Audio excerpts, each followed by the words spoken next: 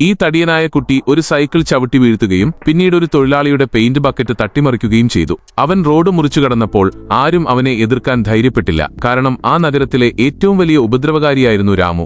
തന്നെ നോക്കി കുരച്ചതിന് ഒരു നായയെപ്പോലും അവൻ വെറുതെ വിട്ടില്ല. അവൻ സ്കൂളിലെത്തിയപ്പോൾ അധ്യാപകർ വേഗത്തിൽ സ്കൂളിലെ അലാറം മുഴക്കി. ഇത് കേട്ട് അവന്റെ ഉപദ്രവം ഭയന്ന് വിദ്യാർത്ഥികളെല്ലാം ഓടിയൊളിച്ചു.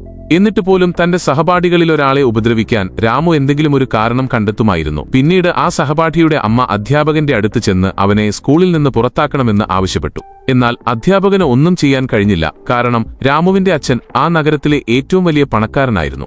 ഒരു ദിവസം സ്കൂളിൽ ഒരു പുതിയ വിദ്യാർത്ഥി വന്നു. ഒടുവിൽ തനിക്ക് ഉപദ്രവിക്കാൻ പുതിയൊരാളെ കിട്ടിയല്ലോ എന്നോർത്ത് രാമുവിന് വളരെ സന്തോഷമായി. ക്ലാസ് കഴിഞ്ഞപ്പോൾ ആ കുട്ടി കഫറ്റീരിയയിലിരുന്ന് ഭക്ഷണം കഴിക്കുന്നത് അവൻ കണ്ടു. എന്നാൽ ആ കുട്ടിക്ക് അവനെ കണ്ട് യാതൊരു ഭയവും തോന്നിയതേയില്ല. ഇത് കണ്ട രാമു ദേഷ്യത്തോടെ അവന്റെ മുഖത്തിടിച്ചു. പിന്നീട് ആ കുട്ടിയുടെ മുത്തശ്ശി രാമുവിന്റെ വീട്ടിൽ വരികയും തന്റെ കൊച്ചുമകനോട് മാപ്പു പറയാൻ അവനോട് ആവശ്യപ്പെടുകയും ചെയ്തു. എന്നാൽ മാപ്പു പറയുന്നതിനു പകരം അവിടെ നിന്ന് ഇറങ്ങിപ്പോകാൻ പറഞ്ഞ് രാമു വാതിൽ വലിച്ചടക്കാൻ ശ്രമിച്ചു. മുത്തശ്ശി ആ വാതിൽ തടഞ്ഞു നിർത്തി വിചിത്രമായ ഒരു മന്ത്രം പറയാൻ തുടങ്ങി. നിമിഷനേരം കൊണ്ട് ആകാശം ഇരുണ്ടു. പുറത്തെ ഭയപ്പെടുത്തുന്ന കാറ്റ് കണ്ട് ഭയന്നുപോയ രാമു വേഗത്തിൽ വാതിലടച്ചു. പിറ്റേ ദിവസം രാമു കണ്ണാടിയിൽ നോക്കിയപ്പോൾ താൻ ഒരു പെൺകുട്ടിയായി മാറിയതായി അവൻ കണ്ടു.